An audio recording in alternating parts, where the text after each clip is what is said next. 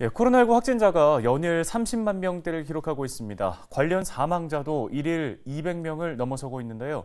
오미크론의 정점 시기와 방역 정책 변화에 대해서 이야기를 나눠보겠습니다. 네, 인제대 백병원 가정의학과의 김경우 교수를 연결해 보겠습니다. 교수님 안녕하십니까? 네, 안녕하세요. 네, 방역 당국이 23일을 전후로 코로나19 유행이 정점에 도달한 뒤에 기세가 꺾일 수 있다는 전망을 내놓았습니다. 이에 대해서 어떤 의견이십니까? 네, 감염 확산세를 나타내는 감염 재생산 지수는 지난주에는 1.29로 2주 전에 1.30과는 이제 큰 차이가 없어서 아마 당분간 현재 확산세가 유지될 것으로 보이는데요.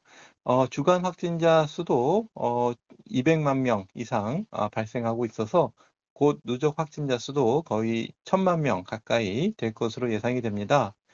질병청의 예측처럼 3월 23일 전후에는 감소세가 시작될 것으로 예측되고 있는데 여러 가지 변수가 있고 또 과연 감소세 전에 그 정점을 일평균 몇 명까지 발생할 것인가가 우리가 의료 대응 체계가 과연 감당할 수 있을지 이것이 가장 큰 문제가 될 수 있겠습니다.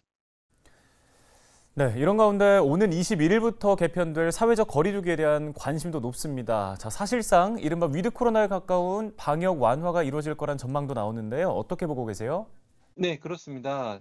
거리 두기의 갑작스러운 또 큰 폭의 완화는 정점의 높이를 더 높게 하고 또 감소세의 시작을 더 늦출 수가 있기 때문에 단기간에 중환자 발생의 쏠림을 유발할 수 있어서 의료적인 피해뿐만 아니라 우리가 사회적인 필수 기능을 유지하기 위한 사회 시스템 유지에도 피해가 증가될 수가 있겠고요. 또 최근에 이제 아무래도 등교 계약으로 인해서 학생 간 감염이 증가하고 학생을 통한 또 가족 간 감염이 증가할 가능성이 있겠고요. 또 오미크론의 하위 변종인 BA2가 또 우세종화되면서 유행 확산이 더 높아질 가능성이 있기 때문에 거리두기 완화에는 매우 신중해야 될 것 같고요. 다만 우리가 이제 확진자의 감소세가 시작이 되고 또 2, 3주 지나서 우리가 의료 대응 체계라든지 사회적 대응 체계가 감당 가능한 수준으로 확진자가 감소한 이후에 그리고 무엇보다도 현재 요양병원이라든지 또 면역 저하자 대상으로 4차 접종이 시행되고 있고 또 5에서 11세 어린이들의 예방접종이 지금 시작하려고 하고 있기 때문에 그리고 또 12세에서 17세 3차 접종까지 지금 준비하고 있는 시점이라서 이러한 예방접종이 어느 정도 진행된 이후에 우리가 이러한 취약군을 좀 보호하면서 서서히 방역 완화를 진행하는 것이 피해를 최소화할 수 있을 것으로 생각됩니다. 네, 교수님, 이런 가운데 이달 31일부터 만 5세부터 11세까지 백신 접종이 가능해지는데요. 부모님들 입장에서는 여러 가지 고민이 있을 것 같습니다. 관련해서 한 말씀 부탁드리겠습니다.